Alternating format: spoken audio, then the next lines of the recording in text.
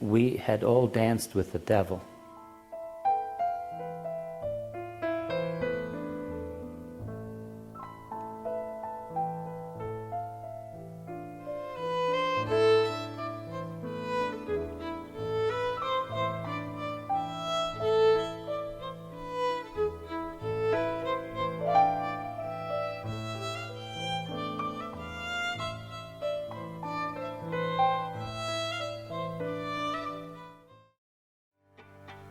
As American troops advanced into Italy in June 1944, they encountered thousands of displaced persons who had fled to the relative safety of Italy to avoid capture by Hitler's army.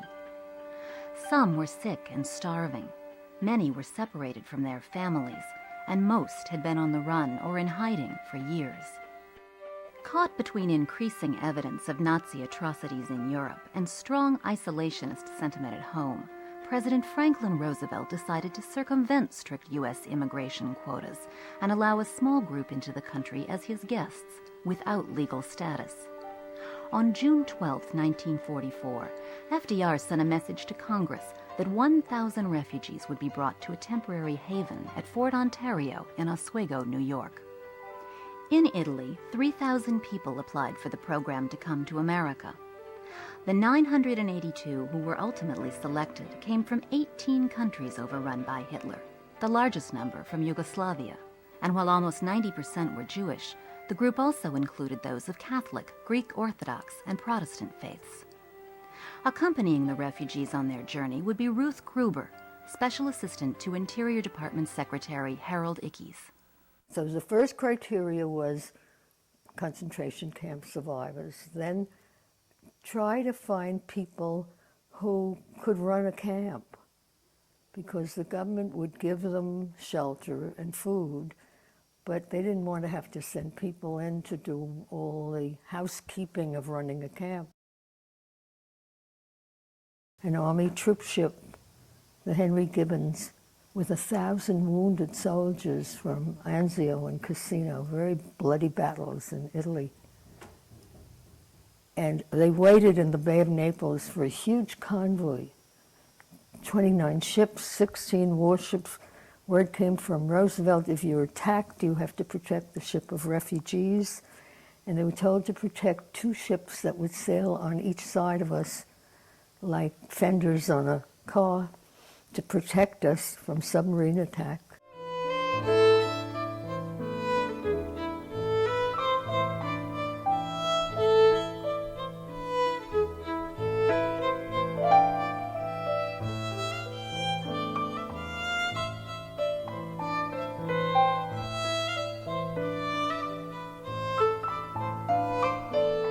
But once we were out on the open Atlantic, it was just wonderful, and everybody was getting increasingly excited about reaching New York, reaching the New World. Passing the Statue of Liberty alone was an experience that you would take books to describe. We did our prayers, the Hebrew, ancient Hebrew, Sheherianu, which means to thank the Lord for that we are here for our liberation. And then the train ride to Oswego. Of course, nobody had heard of Oswego. As a matter of fact, on the train, nobody knew where we were going. First fortified by the British in 1755, the 80-acre army camp on the shores of Lake Ontario had been closed only 3 months earlier. Under Director Joseph Smart, the camp would provide adequate facilities to feed and house the refugees. Many refugees were delighted by the enthusiastic reception given them upon their arrival. But to others, their first sight of Fort Ontario was one of shock and dismay.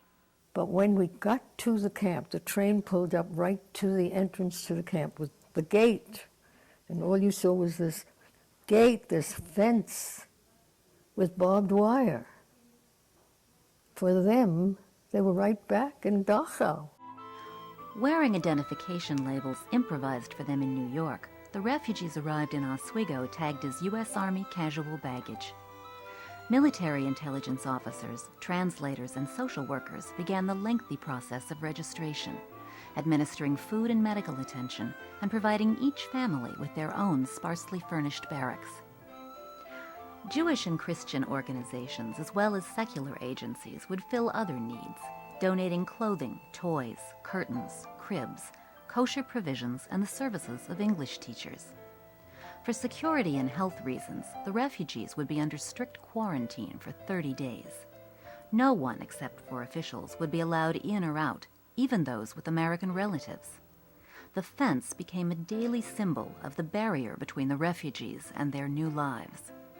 The fence, I think the first few days really bothered most of us until we realized that the people of Oswego, even though they were curious about us, what they wanted to do was help. They wanted to do something nice for us. My first breakfast was 6 eggs and 7 bananas. I couldn't get enough bananas. That was so interesting. I had such a craving for the milk and eggs and bananas and butter, and because for years we hadn't seen it. Even after officials lifted the quarantine on September 1st, refugees were only allowed outside the camp for 6 hours at a time and could not travel outside Oswego. Adjusting to their uncertain future, able adults chose jobs to help contribute to the daily life of the camp, working in the kitchen, shoveling coal, or maintaining the barracks, and studied English with teachers provided by charitable organizations. Religious and secular agencies also helped to organize vocational classes at the camp, offering the refugees courses in mechanics, carpentry, nursing, hairdressing, sewing, and other practical skills. The children were especially starved for education. Many on the run since infancy had never been to a formal school. After the quarantine was lifted, younger students were allowed to attend the elementary school in Oswego, and about 40 teenagers were interviewed by high school principal Ralph Faust, who assigned each an appropriate grade level according to their proficiency in English and their formal education. During the time that we were in Italy, we could not attend any schools. And so going to school for after 3 years of not learning anything at all was very, very impressive on all of us. Somebody finally was interested personally in what we were and what our potential was. I think that our parents couldn't help it during the war. They had other preoccupations. They tried to provide food and security for us. And here it was a new experience when somebody really devoted time and cared what our development would be. And the children brought America into the camp. They brought the Bill of Rights into the camp. They taught their parents.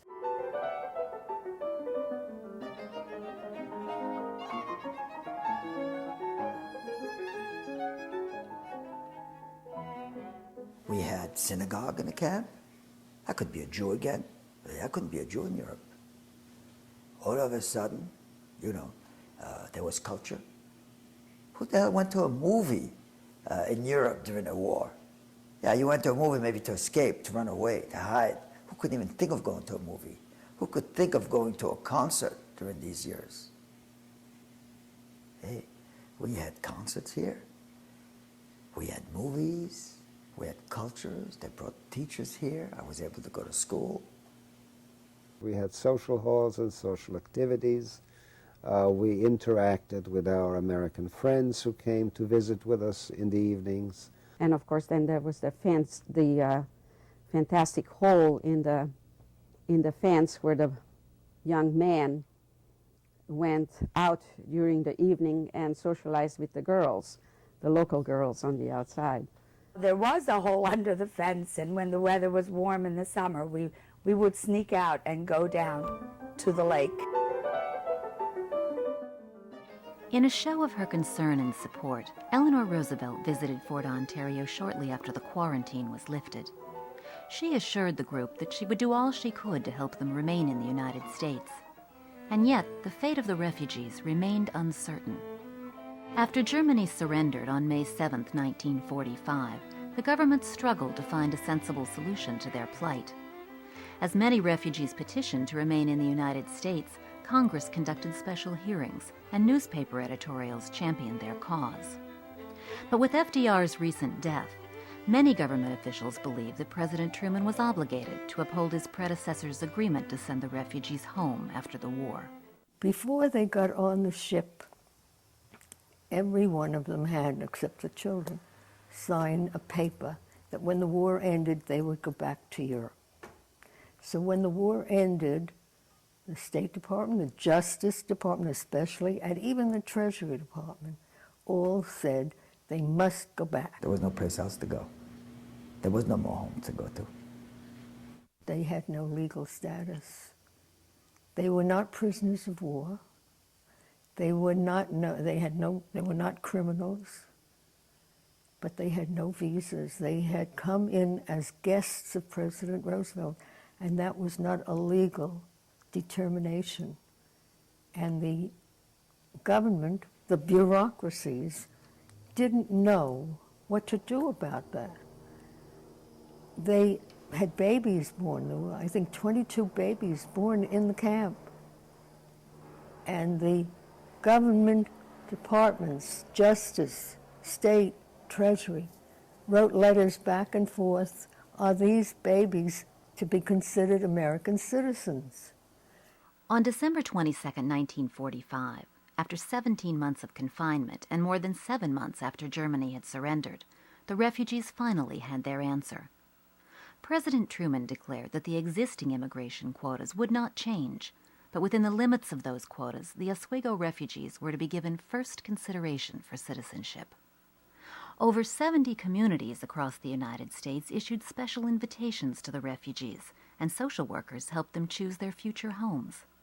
And on the day that they left, when President Truman gave them permission to leave the camp, go across the Rainbow Bridge to Canada, shake the hand of the American consul, get that holy visa stamp, and come back across the Rainbow Bridge, then they were allowed to apply for citizenship.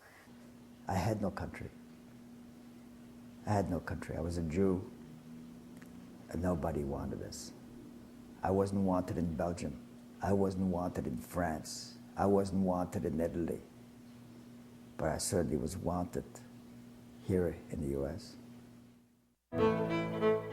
In the more than 50 years since they first arrived on the shores of Lake Ontario, this band of refugees from 18 different countries and from all walks of life have served as poignant testimony to the power of hope and of the American dream.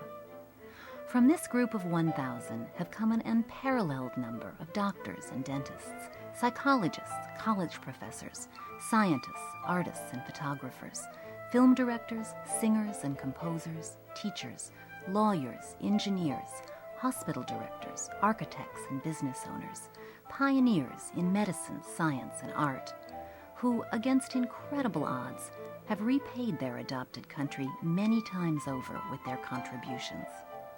This is a great success story. This is a story about America, the land of opportunity, which opened its doors. The doors had to be pushed and shoved a little bit, but the doors did open in 1945. We were allowed to stay, and it's a society and an environment which allowed people to fulfill their potential. You live your life as an American. I live my life as an American, and then all of a sudden one day you stop and remember where your roots are, where you came from, what your history was, what your background is, and how much you owe to the people who helped you along the way, because so many people didn't make it. And it was either a belief in God and a belief in luck, or a belief in the people who helped you and saved your life. 1,000 people, a little short of 1,000, came in and did well, worked hard, struggled, but made something of themselves, and that's a story worth telling.